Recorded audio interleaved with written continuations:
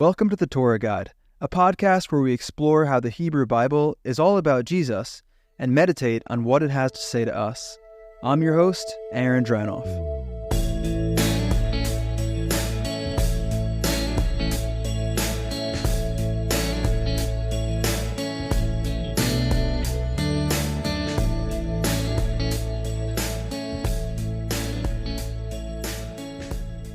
Almost the entire Hebrew Bible is about the Jewish people, Israel.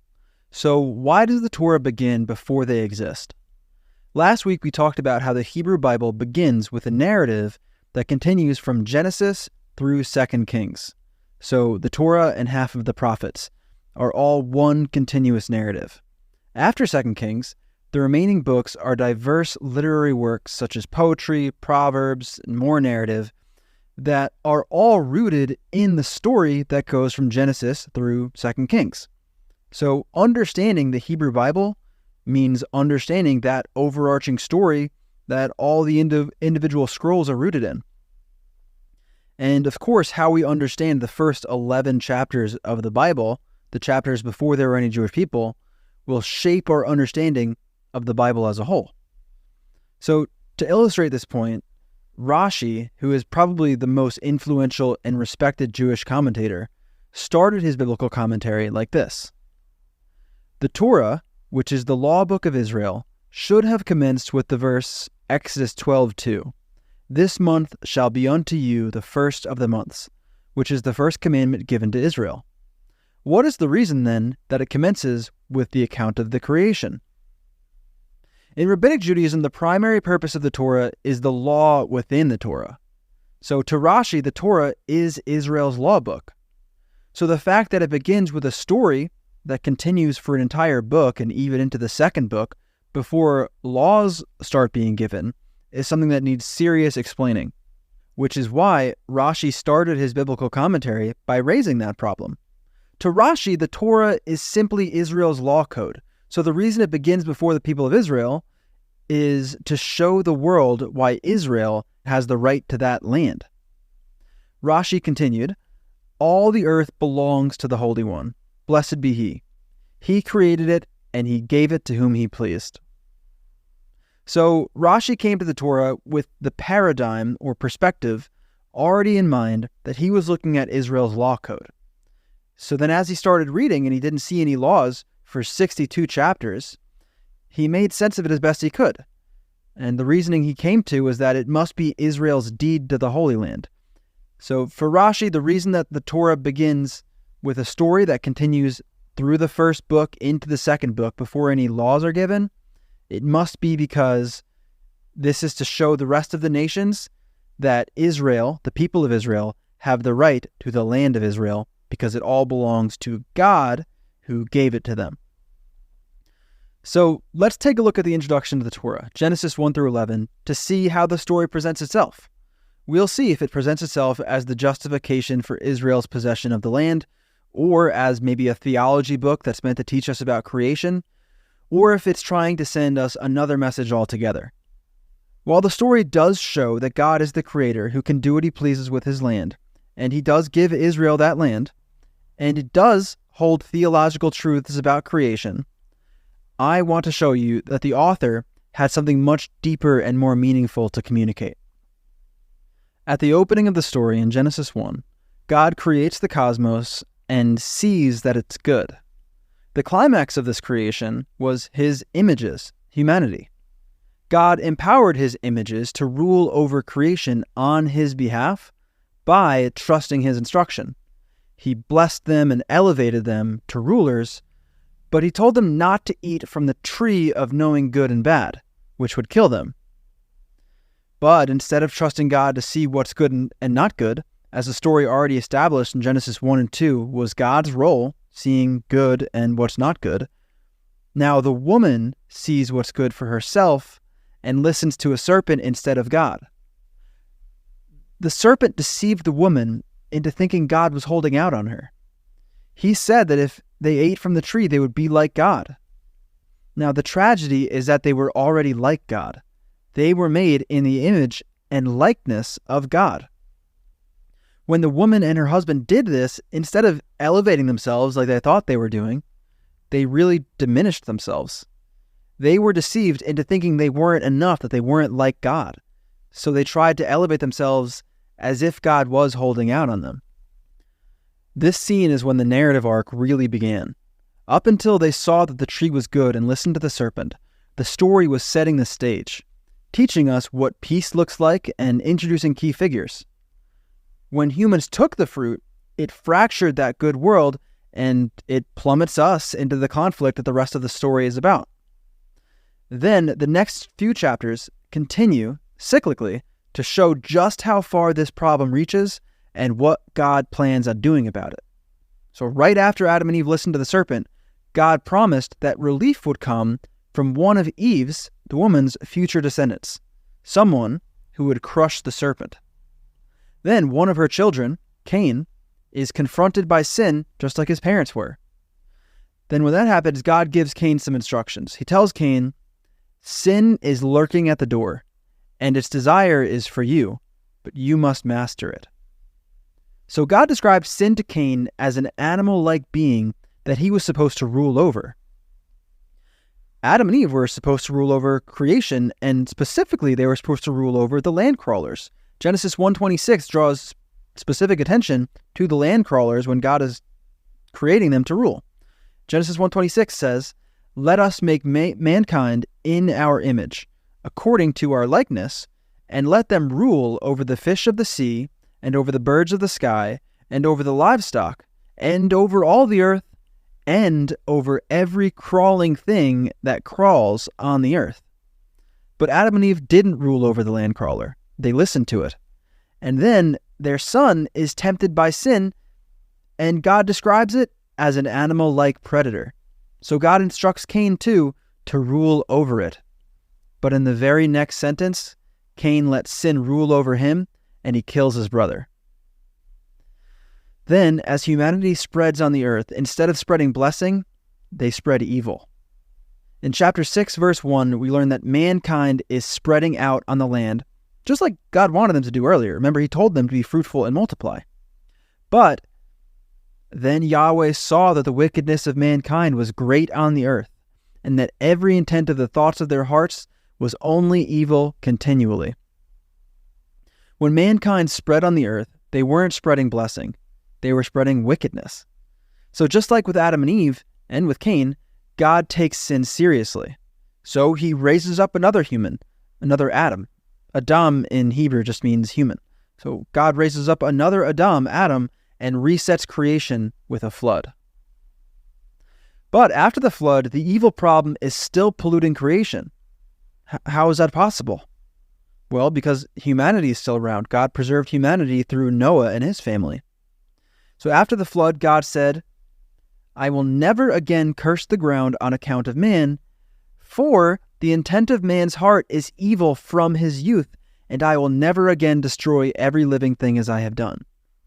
Even though human evil is still the reality after the flood, God is still determined to preserve humanity. The reason he gave for not destroying humanity is the same reason he gave earlier for destroying humanity. Why is that? Because the intent of man's heart is evil from his youth. That's why God's not going to destroy the earth. It's not going to work. Humankind is where the evil problem is coming from. But God is determined to preserve humanity. That's why when he sends a flood to destroy creation, he preserved a new Adam, a new human. So the way that God is determined to preserve humanity is by raising up new humans, just like he did with Noah after Adam. So then after the flood, the Jewish people still haven't been introduced to the story yet. The same evil problem that's been plaguing humanity is what we see continuing to grow, and there's no Jewish people.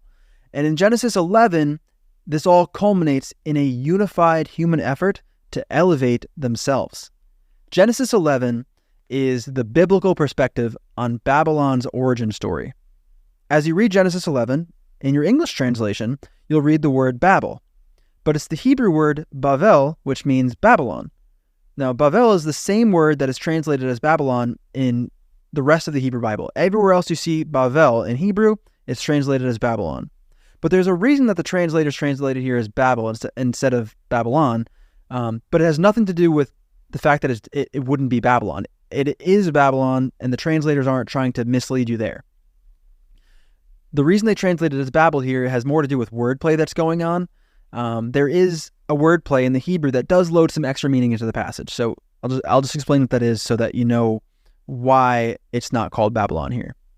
So in the English, you'd read in Genesis 11:9, "Therefore it was named Babel, because there Yahweh confused the language of all the earth." But there's some Hebrew wordplay going on again, and it's between the name Babylon and the word name, and the word languages and the word confusing. So, therefore, it was Shema, named Babel, because there Yahweh, Balal, confused the Shaphat, languages of all the earth. So I'll let you hear it in Hebrew. Therefore, it was Shema Babel, because there Yahweh, Balal, the Shaphat of all the earth.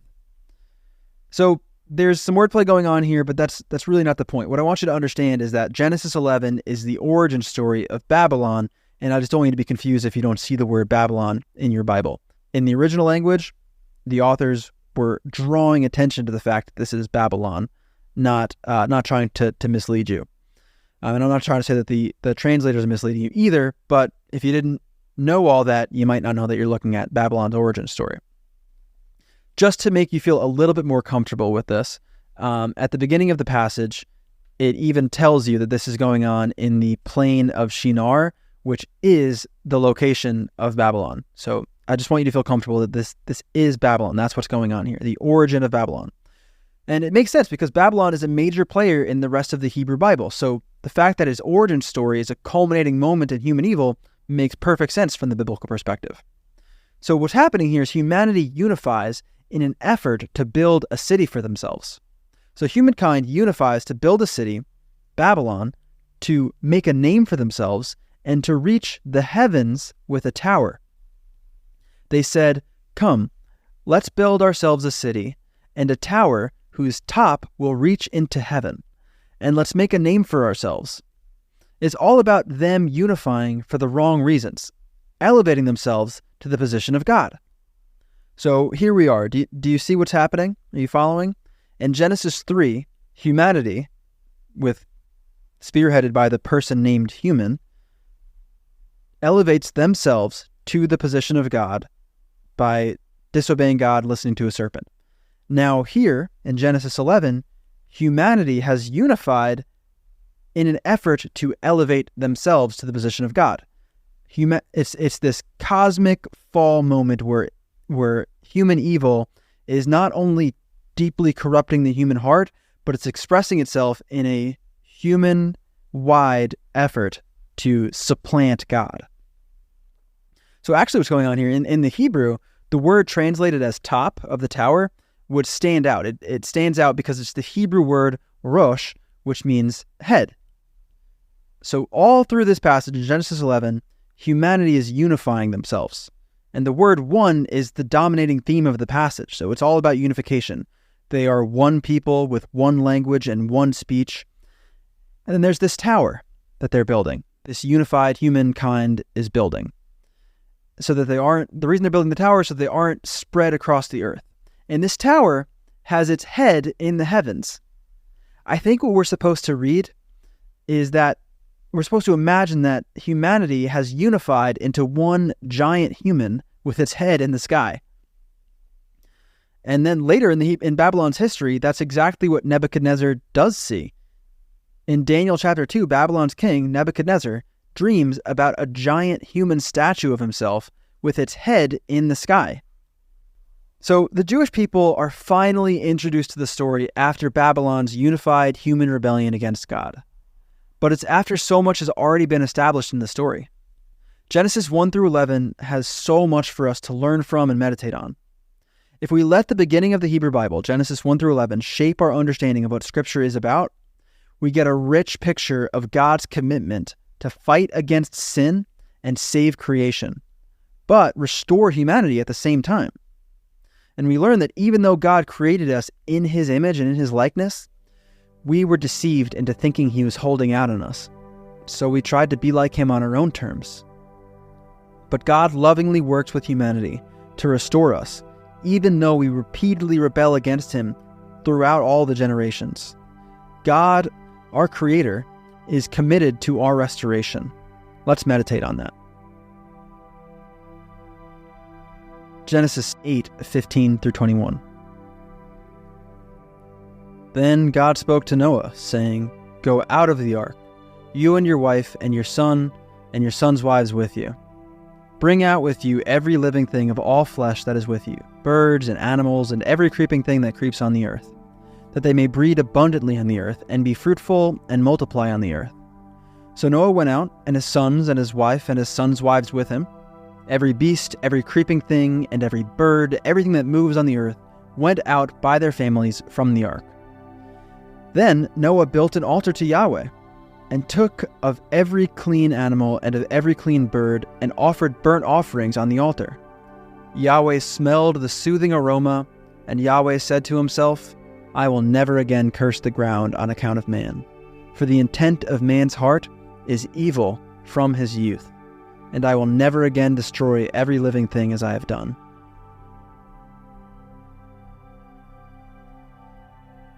Let's take some time to meditate on how Scripture opens by teaching us about God's dedication to rid creation of sin while preserving and even restoring humans. I'm going to ask some questions. Go ahead and pause if you need more time to think about them. First question: what is one specific desire or longing in your life that hasn't been satisfied yet?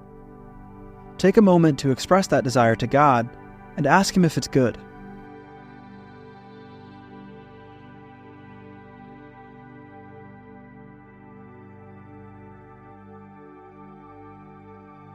Second question: have you ever been tempted to try and take or secure that desire on your own terms, even if it was at someone else's expense or meant disobeying God?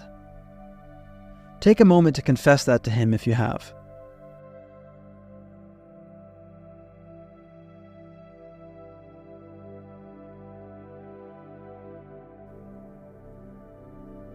And lastly, remember that God has good plans for you, and he wants to give you what you need and use you to bless others.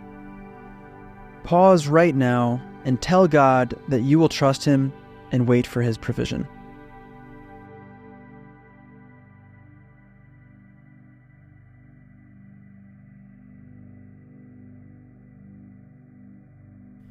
Pray with me. God, you are the Blessed One, the Creator and King of the universe. It's not a small gift that you made us in your image and your likeness to rule over your creation. But we often forget that that's who we are. And we feel this longing to be seen or known or valued because we forget that you see, you know, and you value us for who you made us to be. And we do all sorts of things to make a name for ourselves and to secure those things that we want for ourselves, even when it hurts others or goes against how you teach us to live. I'm sorry for the ways that I've done that. Forgive me. Help us to remember that you see us, that you know each of us deeply, and that you love us so much, you even gave your Son Jesus so we would have life with you. Thank you. Amen.